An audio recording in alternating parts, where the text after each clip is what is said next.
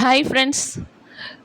இன்றைக்கி நாம் பார்க்க போகிற விஷயம் வந்து திருவாரூரில் ஒரு எக்ஸிபிஷன் வச்சுருக்காங்க. அதுதான் அதில் வந்து துபாய் ஃபால்ஸ், சரியல் ஃபால்ஸ்னு ஒன்று வச்சுருந்தாங்க. அதை ஹைலைட் பண்ணி வெளியில் வச்சுருந்தாங்க.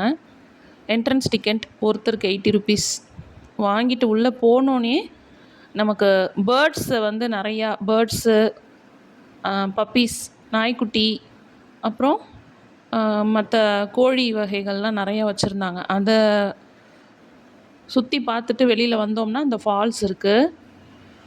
நாங்கள் டிக்கெட் வாங்கிட்டு உள்ளே போகும்போது நிறைய பேர்ட்ஸ் வச்சுருந்தாங்க, வெரைட்டிஸ்.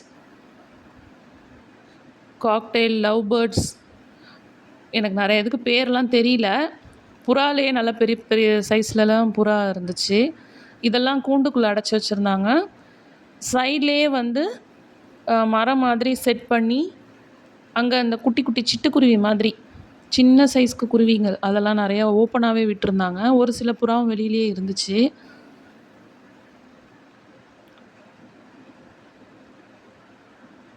கிட்ஸுக்கு டெஃபினட்டாக குட்டி பசங்க நல்லா என்ஜாய் பண்ணுவாங்க இந்த எக்ஸிபிஷன். நிறைய பேர்ட்ஸ் இருந்துச்சு. உள்ளே போனால் ஒரு 10 to 15 மினிட்ஸ் நம்ம நல்லா பொறுமையாக பார்த்துட்டு வரலாம். நல்ல கும்பல். நாங்கள் சண்டே போனோம். நல்ல ரஷ்ஷாக இருந்துச்சு. நிறைய குட்டி பசங்க தான். இதெல்லாம் ஓப்பனாகவே வச்சுருந்தாங்க. இதெல்லாம் என்ன வெரைட்டின்னு எனக்கு தெரியல. கோழி வகையில் நிறையா வச்சுருந்தாங்க. குருவிலையும் நிறையா வெரைட்டிஸ் வச்சுருந்தாங்க. புறா, இதெல்லாம் உங்களுக்கு பேர் தெரிஞ்சிச்சுன்னா கமெண்ட்டில் சொல்லுங்கள். அப்புறம் அந்த சைடு கொஞ்சம் ஃப்ரீ ஸ்பேஸ் வச்சுருந்தாங்க. அப்புறம் சுற்றி வந்தால் நாய்க்குட்டிலே ஒரு 2 வகை வச்சுருந்தாங்க. உள்ளேயே தூங்கிட்டே இருந்துச்சு. இது வந்து சுகர் கிளைட் அப்படின்னு சொன்னான் பெரியவன், என் பெரிய பையன் தன்வன். பறக்குமா. இது முள்ளம்பன்றி குட்டியோண்டு ஒன்று டப்பாக்குள்ளே தூங்கிட்டு இருந்துச்சு. இந்த பப்பி பாவமாக பார்த்துட்டு இருந்துச்சு. ஒன்று தான் இருந்தது கூண்டுக்குள்ளே. அது நம்மள மாதிரி நிறைய பேர் பார்த்துருக்கோம். எல்லோரும் வந்து பார்த்துட்டு போகிறாங்களே அப்படின்ட்டு. உள்ள இது வந்து ஒரு நீங்கள் தஞ்சாவூர் ராஜாளி பார்க் போயிருந்தீங்கன்னா தெரியும். அங்கே இந்த மாதிரி பேர்ட்ஸ் நிறையா வச்சுருப்பாங்க. அது மாதிரி தான் இங்கேயும் இருந்துச்சு. இந்த கோழி வகையில் நிறைய வச்சுருந்தாங்க. முயல் ஒன்று இருந்தது. உள்ளே விட்டுட்டு கதவு சாத்திட்டாங்க. கேட்டு ஏன்னா பறந்து போயிடும் அப்படின்னுட்டு, பேர்ட்ஸ் கொஞ்சம் ஃப்ரீயாக விட்டுருக்கிறதுனால பறந்து போய்டும், கேட்டு சாத்திட்டாங்க. இங்கே நம்ம ஃபஸ்ட்டு உள்ளே வந்து சுற்றி பார்த்துட்டு அப்படி வெளியில் போனோம்னா இத்தாப்பில் ஃபால்ஸு. கருங்கோழின்னு ஒன்று சொல்லுவாங்க. இது கறியே கருப்பாக இருக்கும்.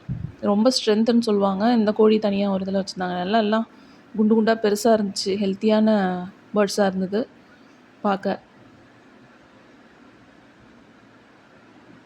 அது பாட்டுக்கு சாப்பிட்டுட்டு வேடிக்கை பார்த்துட்டே நின்றுட்டு இருந்துச்சுங்க. கூண்டுக்கு 2 பேர்டு 3 வச்சுருக்குறாங்க, அவ்வளோதான்.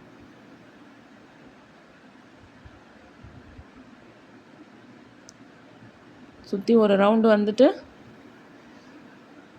பார்த்தாச்சு. இந்த சைடு மரத்துலலாம் நிறைய உட்காந்துருந்துச்சு பொம்மை மாதிரி பேர்ட்ஸு. கொஞ்சம் உத்து அப்சர்வ் பண்ணும்போது தான் வரிசையாக அழகாக அது பாட்டுக்கு உட்காந்துருந்துச்சு. ஆக்சுவலாக நம்ம கையில் ஃபுட்டு கொடுப்பாங்க. அது வந்து சாப்பிட்டுட்டு போகும்.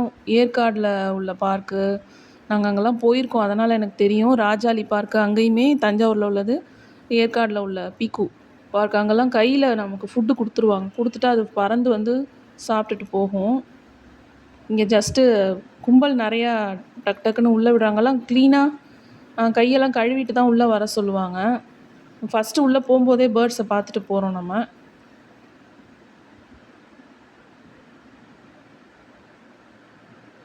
இதான் லாஸ்ட்டு பேர்டு. இது ஒன்று மட்டும் தனியாக தொங்கிட்டு இருந்துச்சு கம்பியை பிடிச்சிட்டு. வெளியில் வந்தோடனே நம்ம லெஃப்ட் சைட் பெரிய ஜெயின் வீல் அங்கே சுற்றிட்டு இருந்தது தெரிஞ்சிச்சு.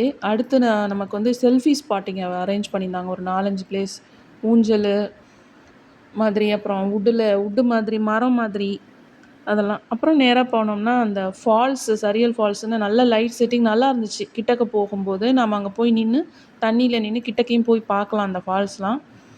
அதுக்கெலாம் தனி பேமெண்ட்லாம் இல்லை. நல்லா இருந்தது. கிட்டக்க போய் நிற்கும்போது நம்ம அந்த ஒரு உண்மையிலே ஒரு ஃபால்ஸ் கிட்ட நிற்கிற மாதிரியே ஒரு ஃபீலிங்ஸ். நல்லா இருந்துச்சு பார்க்க. பசங்க நல்லா என்ஜாய் பண்ணாங்க. லைட்டு மாறி மாறி வந்துட்டு அந்த கீழே ஒரு கணுக்கால் அளவு தான் தண்ணி. செருப்பை கழட்டிட்டு போனோம்னா பக்கத்துலேயே போய் நின்று பார்க்கலாம். அந்த வீடியோவும் காமிக்கிறேன் உங்களுக்கு.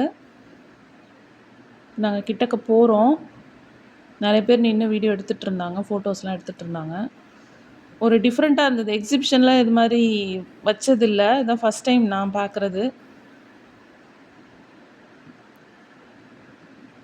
நம்ம ஒரு ஃபால்ஸ்க்கு போன ஒரு எக்ஸ்பீரியன்ஸ் இருந்துச்சு அங்கே போய் கிட்டக்க நிற்கும்போது.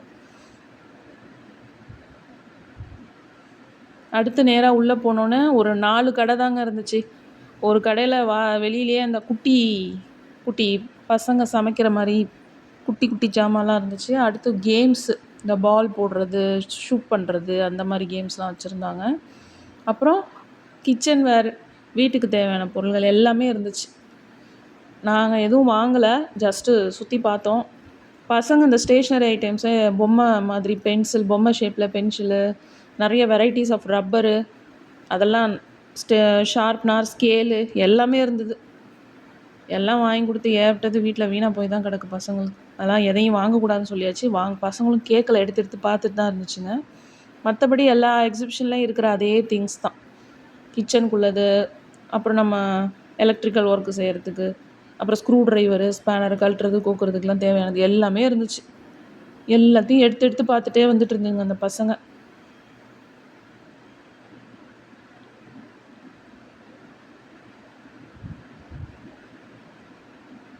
என்ன எவ்வளோ பேனா வாங்கி கொடுத்தாலும் இந்த பசங்களுக்கு பேனா, பென்சில் புதுசாக ஒன்று இருந்துச்சுன்னா அது கையில் இருக்கணும்.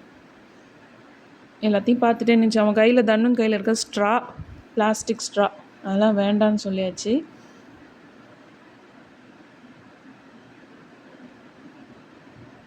இந்த கார்டனிங்க்கு உள்ள திங்ஸ்லாம் வச்சுருந்தாங்க. அப்புறம் கிச்சனுக்கு நம்ம ஸ்டோரேஜ் பாக்ஸஸ்லாம் நிறையா வச்சுருந்தாங்க. பிளாஸ்டிக்கில் இருந்துச்சு, கிளாஸில் இருந்தது, சோப் பாக்ஸஸ்ஸு எல்லாமே இருந்தது. சால்ட் அண்ட் பெப்பர் கொட்டி வைக்கிறது, பிளாஸ்டிக் கரண்டிஸ், ப்ரஷ்ஷு எல்லாம் வச்சுருந்தாங்க. கேஸ் லைட்டர், ஃபில்டரு எல்லாமே இருந்தது. நான் அப்படியே ஃபாஸ்ட்டாக தான் எடுத்துகிட்டு வந்தேன். இன்னும் ஒன்றையும் பொறுமையாலாம் எடுக்கலை. நாங்கள் நைட்டு 7 மணிக்கு போனோம். ரிட்டன் ஆகவே மணி 9:30 ஆகிடுச்சு. பசங்க விளாண்டுட்டு எல்லாம் வெளியில் வரத்துக்கு. போகும்போதே சொல்லியாச்சு, எந்த பொருளும் கேட்கக்கூடாது அப்படின்னு சொல்லி. பிள்ளைங்க அழகாக எதுவும் கேட்கல. வேணும்னு கேட்டுச்சுங்க, நாங்கள் வாங்கி கொடுக்கலன்னா சரி வேண்டாம் அப்படின்ட்டு விட்டுடுச்சுங்க. பசங்க கேட்கல.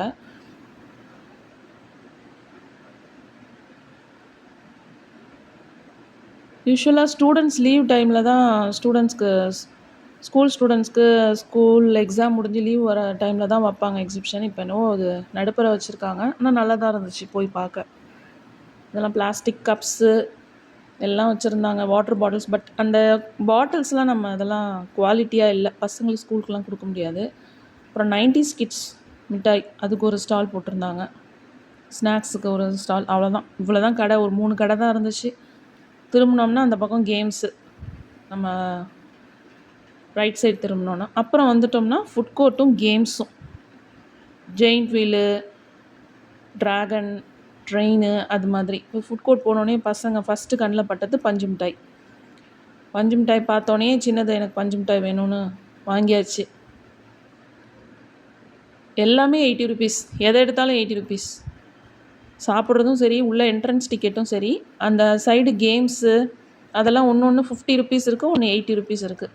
ஆஸ் யூஷுவல் எல்லா கேம்ஸும் என்னென்ன கேம்ஸ் எக்ஸிபிஷன் போனால் இருக்குமோ, ட்ராம்போலின்னு, அப்புறம் அந்த பலூனில் ஏறி பசங்க குதிக்கிறது, எல்லா கேம்ஸ் அது எல்லாமே தான் இருந்தது.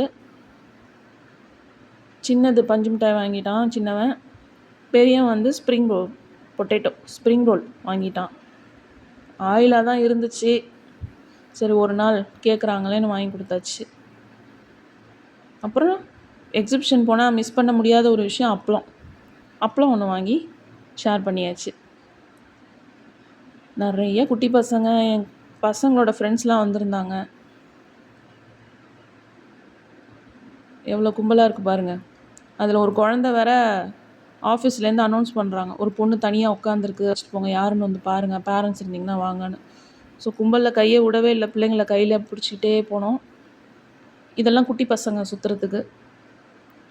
அப்போலாம் ஒன்று வாங்கியாச்சு, சாப்பிட்டாச்சு. எப்போ வந்தாலும் இந்த பசங்க இதை மிஸ் பண்ணாதுங்க, இந்த பலூனில் ஏறி விளையாடுறது. அதுதான் அவங்களுக்கு ரொம்ப ஜாலியாக ஃபீல் பண்ணுற விஷயம். அதில் ஒரு 10 மினிட்ஸ் 15 மினிட்ஸ் விளையாட விட்டாங்க. விளையாண்டுட்டு வந்தோன்னே அடுத்து எல்லா எக்ஸிபிஷன்லையும் இருக்கிற மாதிரி ஸ்னோ வேர்ல்டு ஒன்று, இன்னொன்று கோஸ்ட் ஹாரர் கேம் ஒன்று, ஹாரர் ஹவுஸு கோஸ்ட் ஹவுஸ்னு ஒன்று இருந்துச்சு. அதுக்கு போகிறேன்னு சொன்னிச்சுங்க பசங்க, ரெண்டையும் அமுச்சு விட்டோம்.